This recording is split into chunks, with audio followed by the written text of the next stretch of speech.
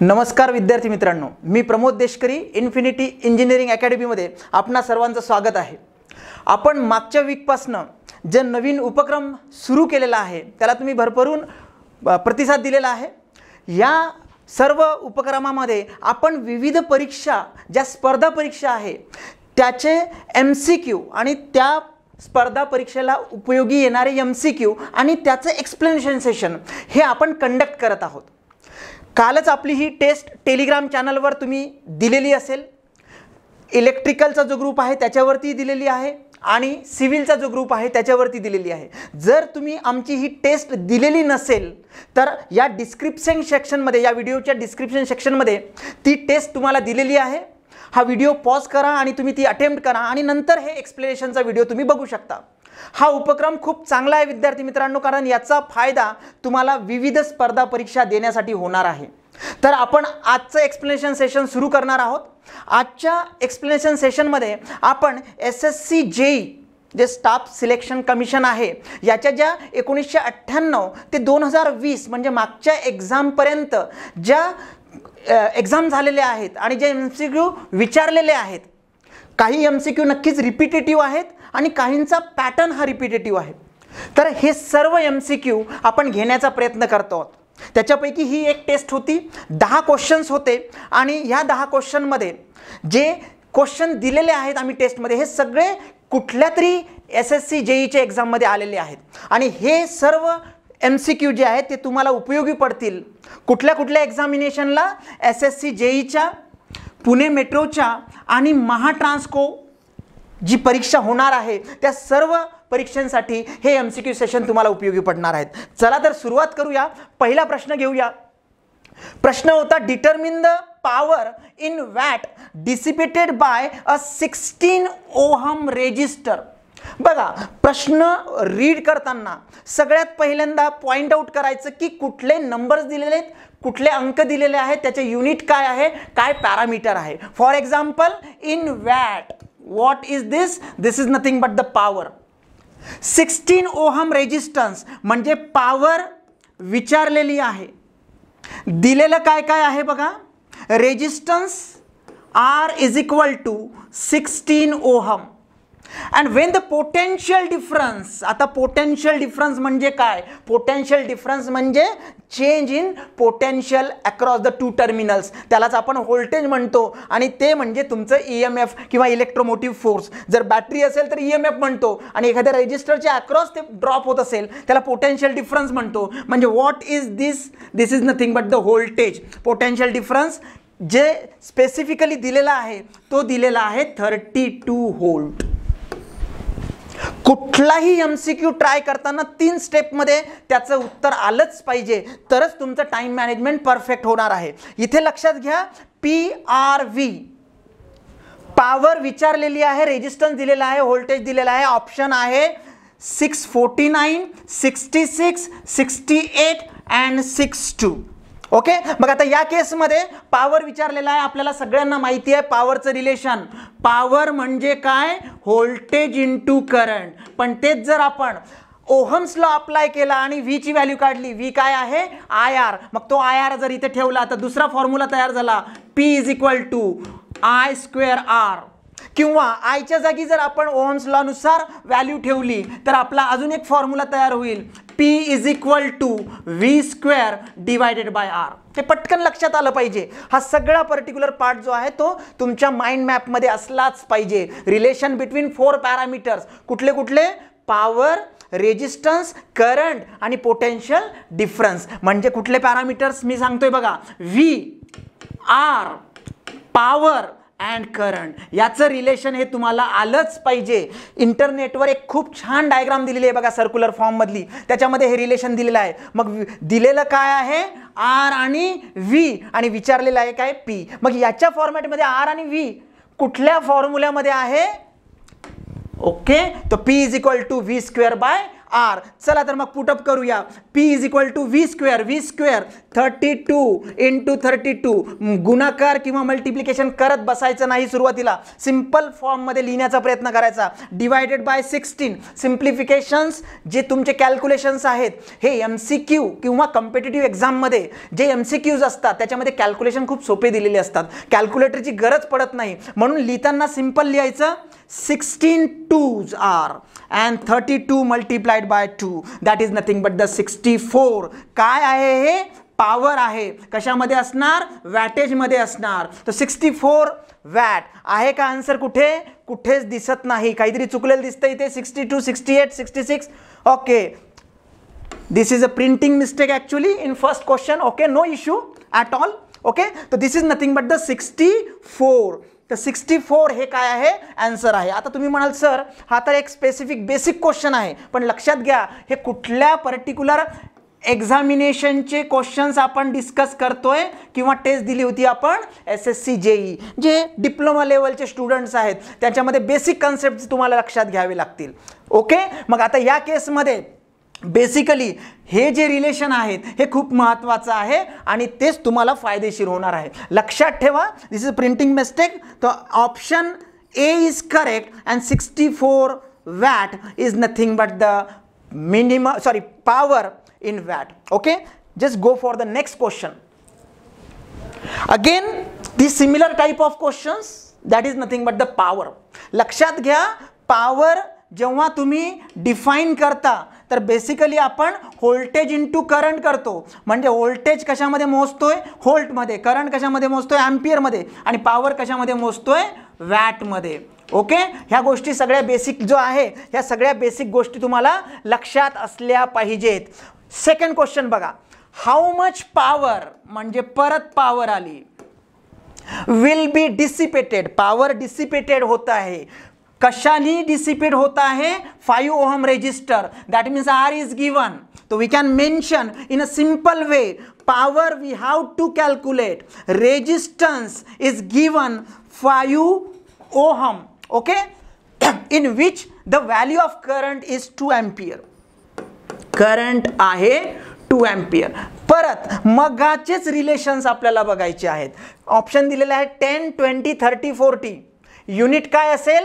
काय विचारलेलं आहे? पॉवर. म्हणजे युनिट काय असेल याचं? वॅट. ओके, असंही होऊ शकतं की दोन ऑप्शन्स दिलेले आहेत, सी ऑप्शन दिला आहे 30 आणि डी ऑप्शन दिलेला आहे 40. कन्फ्युजनसाठी असंही होऊ शकतं, इथे एम्पियर म्हटलंय, सॉरी इथे आपण म्हणूया 30 आणि इथे 30, पण इथे एम्पियर म्हटलंय आणि इथे वॅट म्हटलंय. तो you have to select the correct option, appropriate option according to the asked question. Okay, मग आता इथे पॉवर विचारली आहे, रेजिस्टन्स करंट दिलाय. परत मगाचंच आपण जे इक्वेशन बघितलं होतं, power is equal to voltage into current, power is equal to current square into R, power is equal to voltage square divided by R. सांगा आता तुम्हीच की याच्यामध्ये कुठले पॅरामीटर्स दिलेले आहेत आणि काय विचारलंय? पॉवर विचारलंय, बरोबर आहे, आणि दिले काय? आर आणि आय. आर आणि आयच्या फॉर्ममध्ये कुठे दिसतंय? हा इथे दिसतंय. P is equal to I square R. मग सिंपल कॅल्क्युलेशन. परत मगाच्या क्वेश्चनमध्ये मी सांगितलं होतं की कॅल्क्युलेशन्ससाठी कुठलेही कॅल्क्युलेटर लागत नाही. आय स्क्वेअर, करंट किती आहे? 2. तर 2 इंटू 2 म्हणजे हा झाला स्क्वेअर तुमचा, मल्टिप्लाइड बाय आर. आर किती दिलेला आहे? 5. तो 5 2s are 10, 10 2s are 20. Simple 20 watt आहे इथे कुठेतरी. Yes, option B is a correct option. What is the conclusion from these two questions? So keep in mind the relation between voltage, current, resistance and power. You should know that one very well.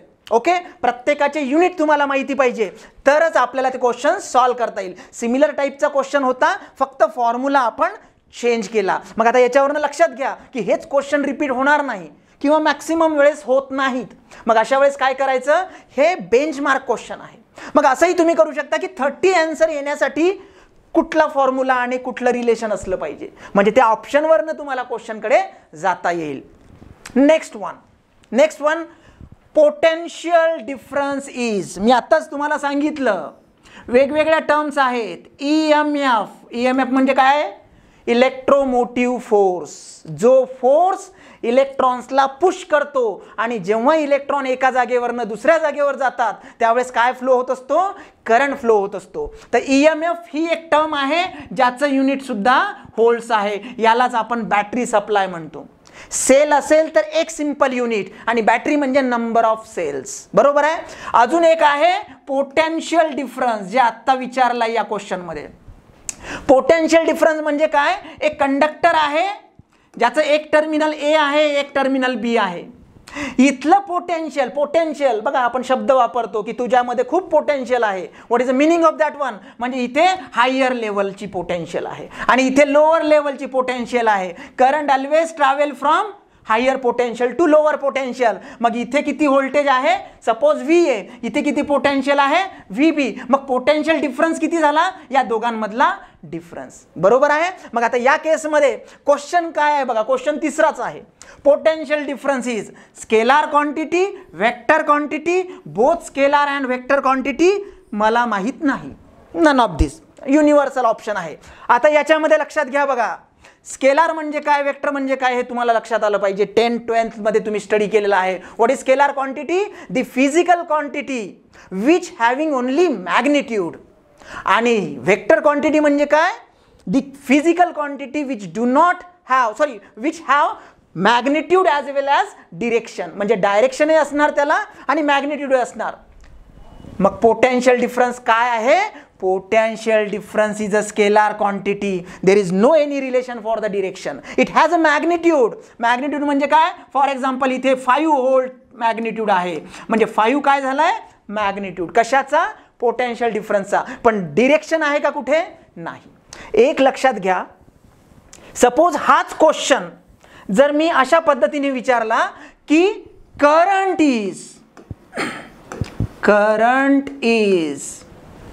आणि हे मोडून टाकू आपण, current is scalar quantity, vector quantity, both scalar and vector and none of this. मग आता काय येईल, कारण बऱ्याच जणांना प्रश्न पडतो किंवा बऱ्याच जणांचं कन्सेप्च्युअल ध्यान इकडे असतं की इथे काय आहे, suppose I = 5 ampere current flow होतोय. आपण म्हणतो current always flow from positive to negative. म्हणजे कोणाची तरी ट्यूब पेटेल की त्याला वाटेल अरे म्हणजे त्याला डिरेक्शन आहे. But that is also wrong. तो current is also a scalar quantity. Current सुद्धा काय आहे, स्केलार आहे, त्याला डिरेक्शन नाही आहे. ओके, डिरेक्शन आहे का, नाही. मग तुम्ही म्हणाल सर हे तर आपण म्हणतोय की +2 - फ्लो होतो in that direction. Whether it has a specific, we can say that flow or path, it do not obeys the vector law of addition, vector law of this particular we can say that all this particular characteristic which should be capable by the vector quantity do not obeys by the current. Okay, त्याचे जे lodge आहेत, law of parallelogram असेल, law of triangle असेल, हे follow होत नाही. म्हणून potential असो किंवा करंट असो, कुठली क्वांटिटी आहे, स्केलार क्वांटिटी आहे. Okay, got it. Next question, the maximum number of electrons which the valence shell of an atom can have. आता हा खूपच बेसिक क्वेश्चन आहे पण जुन्या एक्झाममध्ये आलेला आहे, त्याच्यामुळे आपल्याला हा डिस्कस करायचा आहे. लक्षात घ्या, ॲटॉमिक स्ट्रक्चर, ॲटॉमिक स्ट्रक्चरमध्ये सेंटरला काय आहे, positively charge particle protons. Okay, electrically neutral neutrons. हे झालं न्यूक्लियस. हे काय झालंय, nucleus. And then we have a number of shells. Okay, तो definitely here K, L, M, N, these are nothing but the number of cells. Okay, आणि मग इथे electrons असणार, इथे इलेक्ट्रॉन्स असणार. Then what is a formula for that relation. मग ते काय आहे, number of electrons in any orbit is nothing but the 2n². n काय आहे, n आहे शेल नंबर, शेल नंबर किंवा त्यालाच आपण काय म्हणतो, ऑर्बिट नंबर, ऑर्बिट नंबर. मग व्हॅलन्स शेल किंवा व्हॅलन्स ऑर्बिट म्हणजे काय, आउटर मोस्ट शेल. मग outer most shell electronic configuration नुसार हा फॉर्म्युला आहे. मग n ची व्हॅल्यू पहिल्या शेल साठी n ची व्हॅल्यू काय असेल 1.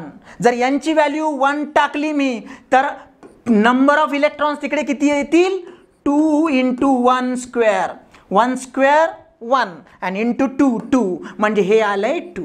म्हणजे पहिल्या शेल मध्ये नेहमी किती इलेक्ट्रॉन्स असतात पहिल्या शेल मध्ये नेहमी in first shell number of electrons are always equal to 2.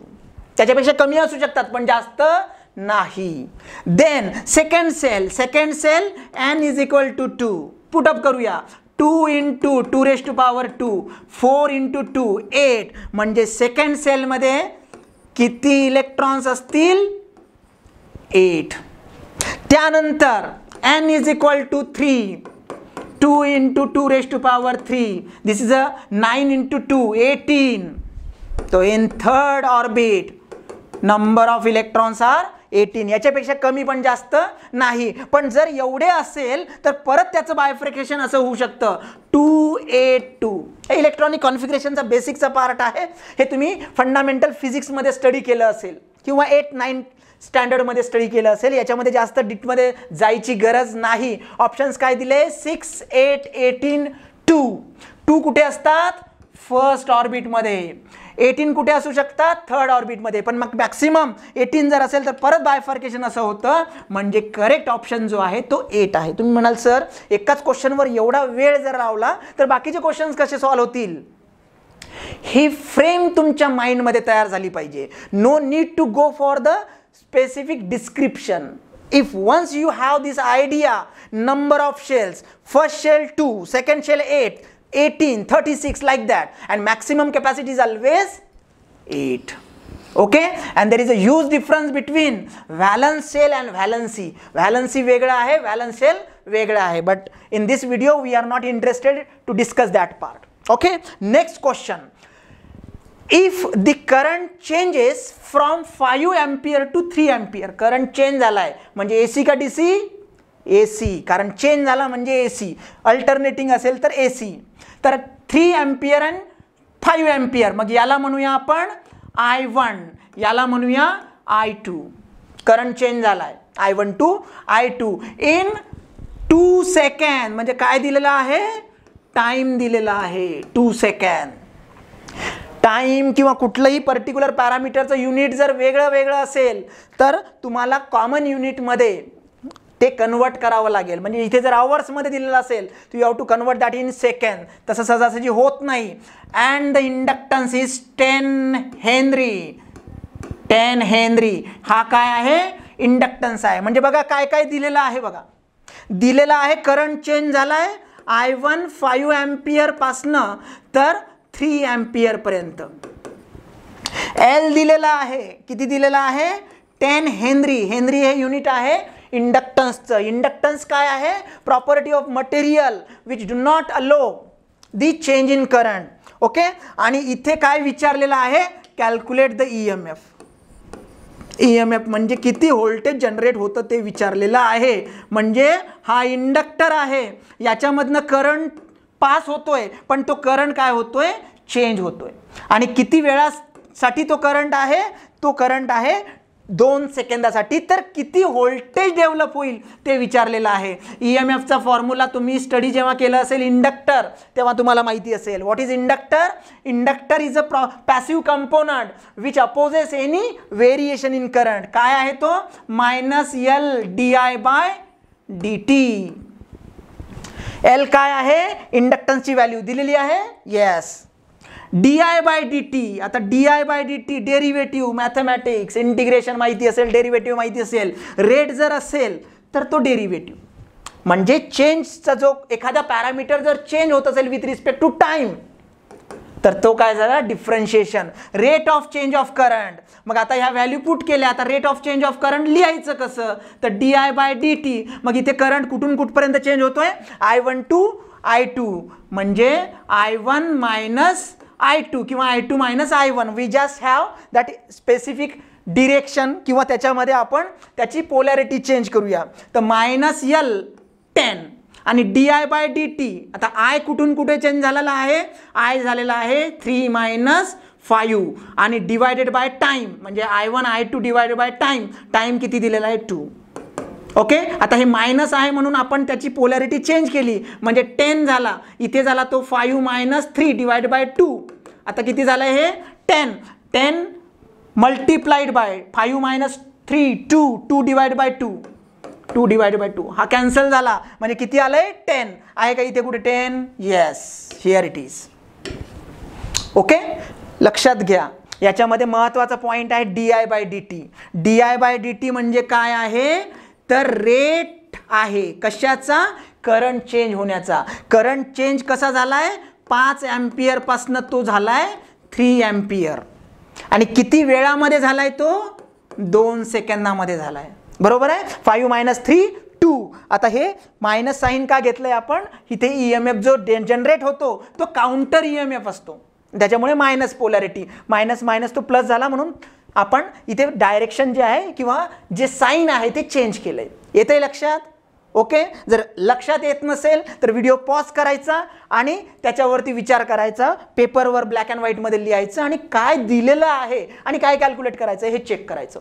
मी परत एकदा सांगतो की ही जी टेस्ट आहे ज्याचं एक्सप्लेनेशन आपण या व्हिडिओमध्ये बघतोय, हे एक्सप्लेनेशन आपण जे टेलिग्राम चॅनलवर जी टेस्ट दिलेली आहे ज्याच्यामध्ये SSC JEE चे जुने क्वेश्चन्स दिलेले आहेत ती टेस्ट आहे, त्याचं एक्सप्लेनेशन आहे. परत मी सांगतोय की आमचा जर व्हिडिओ तुम्हाला आवडला तर त्याला सबस्क्राईब करा आणि बेल आयकॉन प्रेस करा म्हणजे नंतरचे कुठलेही व्हिडिओ तुमचे मिस होणार नाही. Next question.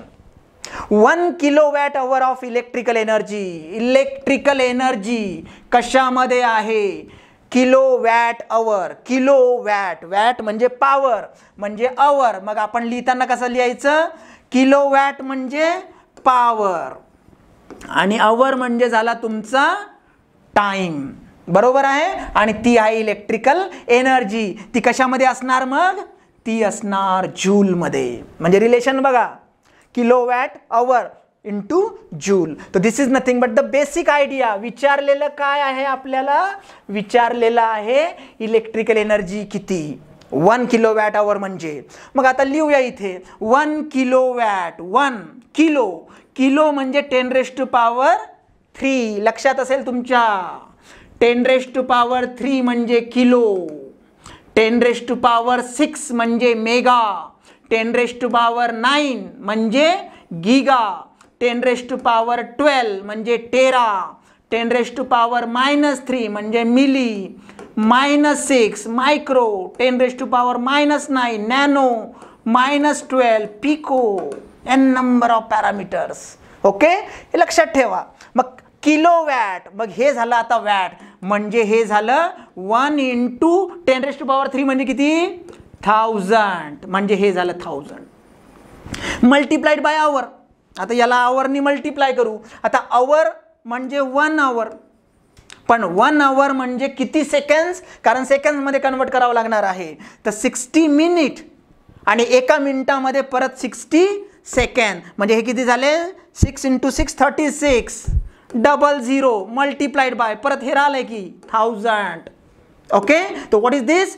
3620 अँड दिस 30 एवढं जूल. ही काय आहे? एनर्जी आहे. काय? 1 किलोवॅट म्हणजे 1 kilowatt our is nothing but the this much of energy. मग याला 3 आणि 3 डेसिमल पॉईंट सरकवले तर 3.6 पण त्याला काय म्हणतात? ओके, तर this is nothing but the particular part. तर this is a million joule. No kilo calorie, no this particular value and no watt. Okay, तो what is the correct option for this? The option A. Okay, next question. A current is said to be direct current when it is direct current. Direct current, as its name indicate, direct current. Current with unipolarity, or we can say that unidirectional quantity. Okay, unidirectional आहे. Unidirectional म्हणजे काय? तर एकाच डिरेक्शननी flow होणारा with a constant we can say that speed. Okay, मग direct current कधी म्हणायचं? Magnitude remain constant with time, magnitude change with time, direction changes with time and magnitude and direction changes with time. Simple question आहे आणि या क्वेश्चनवरनं अजूनही question तयार होऊ शकतात. जसं बेसिक आहे AC आणि DC. इकडे लिहूया आपण AC, इकडे लिहूया आपण DC. AC म्हणजे काय? अल्टरनेटिंग, म्हणजे डिरेक्शन काय होणार? चेंज होणार. मॅग्निट्यूड काय होणार? चेंज होणार. बरोबर आहे. याचं जर कॅरेक्टरिस्टिक आपण प्लॉट केली ते असं असतं बघा, सायनोसायडल वेवफॉर्म, एकदा प्लस एकदा मायनस, एकदा प्लस एकदा मायनस, अल्टरनेटिंग. याची फ्रिक्वेन्सी किती असते? 50 हर्ट्स. आणि डिरेक्ट म्हणजे straight line, there is no any change in direction, here frequency is 0. म्हणजे तो क्वेश्चन सुद्धा तयार होऊ शकतो बघा. मग आता इथे बघा काय विचारलंय की डिरेक्ट करंट म्हणजे एखाद्या करंटला डिरेक्ट करंट किंवा DC कधी म्हणायचं? Magnitude remain constant with time. तर with respect to time magnitude जर कॉन्स्टंट राहत असेल तर नक्कीच तो काय असला पाहिजे? तो असला पाहिजे DC. कारण जर कॅरेक्टरिस्टिक बघितली तर मॅग्निट्यूड कॉन्स्टंट, स्टेडी स्टेट म्हणतो आपण त्याला, स्टेडी स्टेट करंट म्हणजे DC current. Okay, direction change होतंय का? नाही. With respect to time there is no any change in direction, म्हणजे this is the correct option. Magnitude changes with time. आता हे कशामध्ये होतं बघा? हे कशामध्ये होतं? AC मध्ये होतं. AC मध्ये मॅग्निट्यूड कमी जास्त 0, कमी जास्त 0. बरोबर आहे. मग आता ह्या केसमध्ये जर तुम्ही बघितलं तर हा ऑप्शन कशासाठी आहे? AC साठी. पण direction changes with time, this is also true for the AC. म्हणजे जर आता ह्याच क्वेश्चनमध्ये इथे आपण सगळं थोडंसं क्लीन करूया म्हणजे आपल्याला लक्षात येईल की काय क्वेश्चन आपला तयार होऊ शकतो. Current is said to be alternating current when. मग यावेळेस हा ऑप्शन राहणार नाही. हे दोन्ही ऑप्शन बरोबर आहे. म्हणजे या ऑप्शनच्या जागी फोर्थ ऑप्शन काय असायला पाहिजे? Both B and C are correct. म्हणजे एकाच क्वेश्चन मधनं बघा आपण फक्त एक टर्म चेंज केली, क्वेश्चन चेंज झाला. Next question, how much will be the current drawn? Current विचारलाय, how much current drawn when 15 lamps. म्हणजे करंट किती आहे तो आपल्याला कॅल्क्युलेट करायचा आहे. किती लॅम्प्स दिलेले आहेत? लॅम्प्स दिलेले आहेत 15. म्हणजे जेवढी क्वांटिटी असेल ती आपल्याला 15 टाइम मल्टिप्लाय करावं लागेल. ऑफ 50 वॅट काहीतरी दिलेलं आहे 50, पण काय दिलंय ते सांगितलं नाही. पण युनिट दिलंय वॅट. तर युनिट जेव्हा वॅट असतं ते काय असेल? Power. Are use for 5 hours. तास दिलेले आहे म्हणजे टाइम दिलेला आहे 5 hours per a day in a hostel. एका हॉस्टेलमध्ये 5 तास 15 लाईट्स किती कॅपॅसिटीचे आहे? किती पॉवरचे आहेत? 50 वॅटचे आहेत. तर किती करंट तिथनं ड्रॉ होईल? एक लक्षात ठेवा, आता याच्यामध्ये कन्फ्युजनसाठी काही पॅरामीटर्स दिलेले असतात. तुम्ही जर जुने MCQ बघितले, that MCQs are not so easy as it's look like. कारण सिंपल मिस्टेक त्यामध्ये होऊ शकतात. इथे टाइम दिलंय म्हणजे आपली जी मेंटॅलिटी असते, कशाला तरी आपण मल्टिप्लाय करून टाकतो, कशाला तरी डिवाइड करून टाकतो आणि तिकडे ऑप्शन शोधतो मग. आणि ते ऑप्शन तिकडे असतात कारण चुकीचे ऑप्शन हे इथे जे दिलेले असतात ते सुद्धा वेल डिझाईन असतात.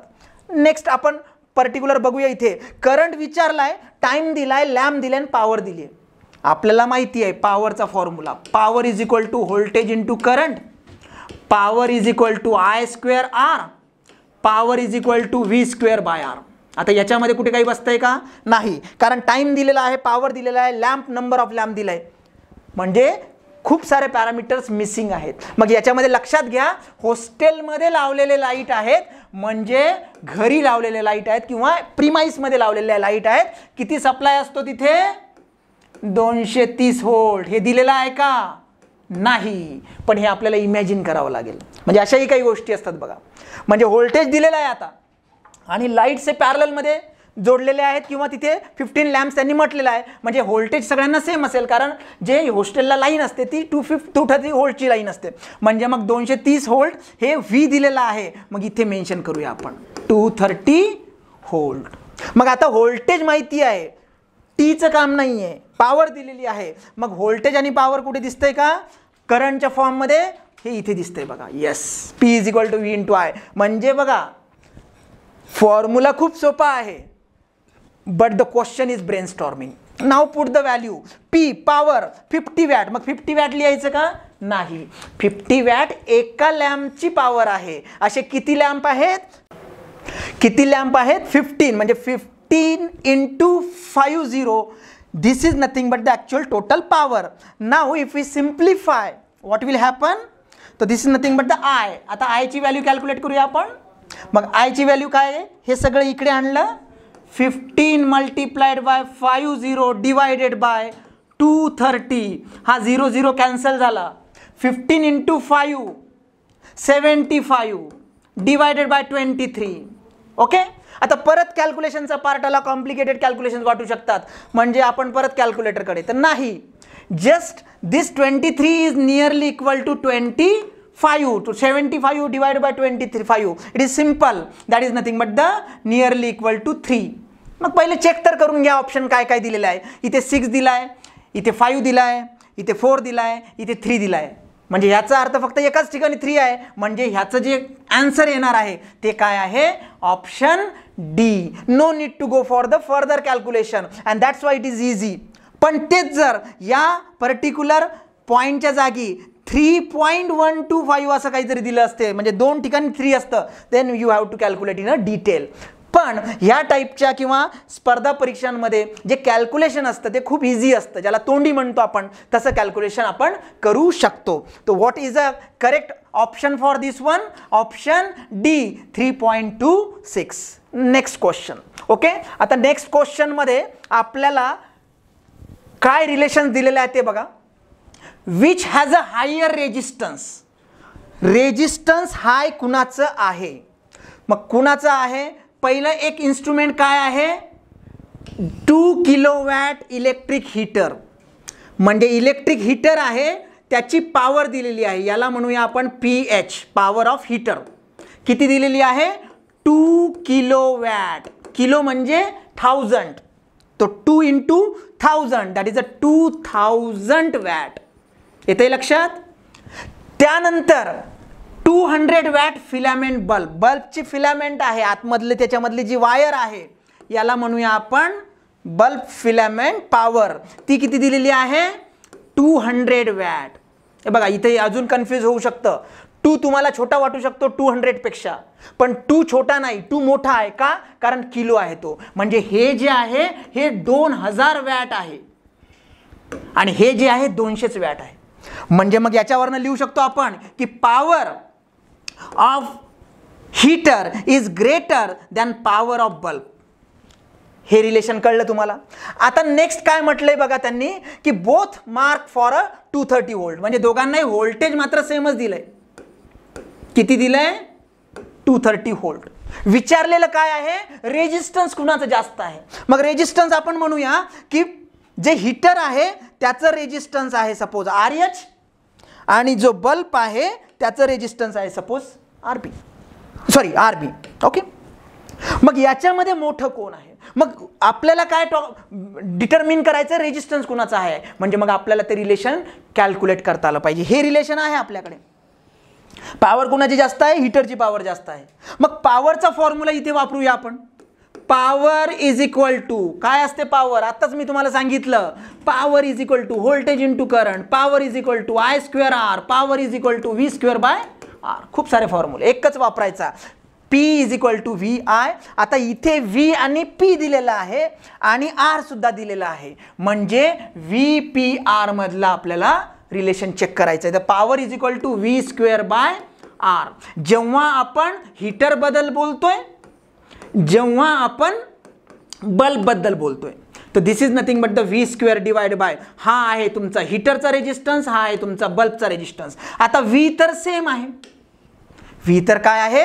सेम आहे. म्हणजे PH is inversely proportional to RH आणि PB is inversely proportional to RB. लक्षात घ्या, हे सगळ्यात सोपं रिलेशन आपण बघितलंय. बरोबर आहे? म्हणजे काय बघा, PH is inversely proportional to RH. मग आता pH काय आहे?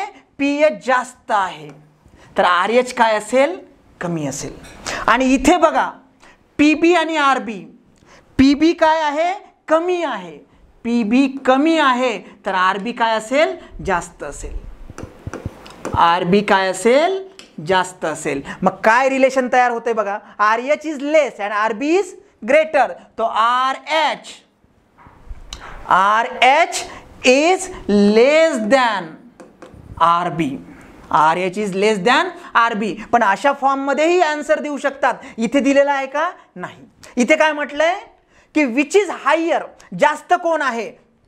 2 किलोवॅटचा हीटर आहे की 200 वॅटचा बल्ब आहे की दोन्ही सेम आहेत किंवा मला माहित नाही. इथे बघा काय आहे की RH is less than RB, म्हणजे हीटरचा जो रेजिस्टन्स आहे तो कमी आहे. मग जास्त कोण आहे? बल्ब. बरोबर आहे. मग कुठे आहे answer? 200 watt bulb is a higher resistance. Simple लक्षात घ्या की काय चाललंय. याच्यामध्ये कन्फ्युजन असं होऊ शकतं की जेव्हा रिलेशन आपण चेक करतो तर इन्व्हर्सली प्रपोर्शनल आणि डायरेक्टली प्रपोर्शनल लक्षात घ्या. Power is directly proportional to voltage square but inversely proportional to R. मग इथे ज्याची पॉवर जास्त त्याचा रेजिस्टन्स कमी, ज्याची पॉवर कमी त्याचा रेजिस्टन्स जास्त. मग याची पॉवर जास्त तर ह्याचा रेजिस्टन्स काय असेल?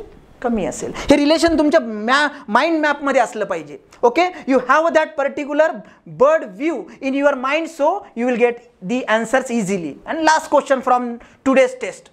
The resistance of 10 watt, 10 watt काय आहे? Power. Sorry, this is a 10 watt power. इथे लिहूया आपण. पॉवर दिलेली आहे 10 वॅट. 200 व्होल्ट. व्होल्टेज किती दिलेला आहे? 200 व्होल्ट. एका लॅम्पचा आहे हे. आणि विचारलं काय आहे? रेजिस्टन्स. परत सिंपल क्वेश्चन आहे हा. क्वेश्चन SSC JEE मध्ये आलेला आहे. बेसिक क्वेश्चन आहे, पण असे क्वेश्चन सॉल्व करताना बऱ्याचदा सिंपल मिस्टेक्स, सिली मिस्टेक ज्याला म्हणतो आपण, तशा चुका होतात. Power is equal to V² by R. हा फॉर्म्युला आता मी रिपीट करणार नाही. काय आहे रिलेशन बघा. पॉवर दिली आहे 10, व्होल्टेज स्क्वेअर म्हणजे 200 मल्टिप्लाइड बाय 200. इथे कॅल्क्युलेट करत बसायचं नाही. पहिले काय कॅन्सल होतं ते चेक करायचं आणि त्यानंतर रेजिस्टन्स. हा पसारा इकडे आणला, R हा तिकडे नेला. 200 मल्टिप्लाइड बाय 200 डिवायडेड बाय 10. हा एक एक गेला. किती झालेत? 2 2 जार. काहीतरी चुकतंय का आपलं? काहीतरी कॅल्क्युलेशन्समध्ये. Watt 200 and 100 watt. Okay, power 100 watt. Okay, तरी म्हटलं काहीतरी चुकतंय आपलं. हे 100 दिलेलं आहे आणि हे 200 दिलं आहे. ओके, मग आता इथे 100 होईल, म्हणजे इथे 100 होईल, म्हणजे अजून एक 0 जाईल. तर 200 multiplied by 2 4. This is nothing but the resistance. कुठे दिसतोय? ABCD, D option. ओके, तर this is a correct option. Keep in mind, whatever the particular calculation part, you should know, you should aware about the relationship. आणि आजचे जे questions आपण बघितले हे सगळे SSC JEE मधले क्वेश्चन्स होते. बऱ्याचशा इंजिनिअरिंगच्या विद्यार्थ्यांना असं वाटेल की हे काय सर, खूप सोपे सोपे क्वेश्चन्स तुम्ही इथे कव्हर केलेले आहेत. हे सोपे क्वेश्चन्स नाहीत. त्या एन्व्हायरमेंटमध्ये जेव्हा आपण एक्झाम द्यायला जातो त्यावेळेस ह्याच क्वेश्चनमध्ये सिली मिस्टेक होतात आणि हे डिप्लोमा बेस्डचे क्वेश्चन्स आहेत, त्याच्यामुळे कदाचित तुम्हाला सोपे वाटत असेल. एकच लक्षात ठेवायचं, V is equal to IR. काय आहे हे? Ohm's law. आणि power is equal to voltage into current. मग याच्यावरनं ह्या value V is equal to IR, I is equal to V upon R आणि R is equal to V upon I. हे जर इथे पुट केलं तर आपल्याकडे 3 रिलेशन्स होतात. ह्या 3 रिलेशन्स लक्षात ठेवा, ह्या खूप महत्त्वाच्या आहेत. याच्यावरनं कुठलेही क्वेश्चन्स तुम्ही सॉल्व करू शकता. हा व्हिडिओ तुम्हाला नक्कीच आवडला असेल. याच प्रकारच्या टेस्ट आणि याच प्रकारचे एक्सप्लेनेशन सेशन जर तुम्हाला कंटिन्युअसली रेग्युलरली बघायचे असेल तर आमचं टेलिग्राम चॅनल जॉईन करा, ज्याची लिंक या डिस्क्रिप्शन सेक्शनमध्ये दिलेली आहे. आणि प्रत्येक फ्रायडे सॅटर्डेला आपण हे सेशन्स असतात आणि याच्यामध्ये यूट्यूबवर आपण एक्सप्लेनेशन, बरं थोड्याच दिवसात आपण याच्यामध्ये लाईव्ह सेशनसुद्धा ठेवणार आहोत की जेणेकरून तुम्हाला त्या इन्स्टंटला पडलेले जे प्रश्न आहेत त्यालाही आपण ॲन्सर देऊ शकतो. जर हा व्हिडिओ आवडला असेल तर लाईक करा, सबस्क्राईब करा आमच्या चॅनलला आणि रेग्युलर नोटिफिकेशनसाठी बेल आयकॉनला प्रेस करायला विसरू नका. थँक्यू. हा व्हिडिओ तुम्हाला कसा वाटला आम्हाला कमेंट्समध्ये नक्की कळवा. जर तुम्ही आमचं चॅनल अजूनही सबस्क्राईब केलं नसेल तर आत्ताच सबस्क्राईब करा आणि मिळवा परीक्षांचे अपडेट्स, मोफत स्टडी मटेरियल आणि व्हिडिओ लेक्चर्स. धन्यवाद.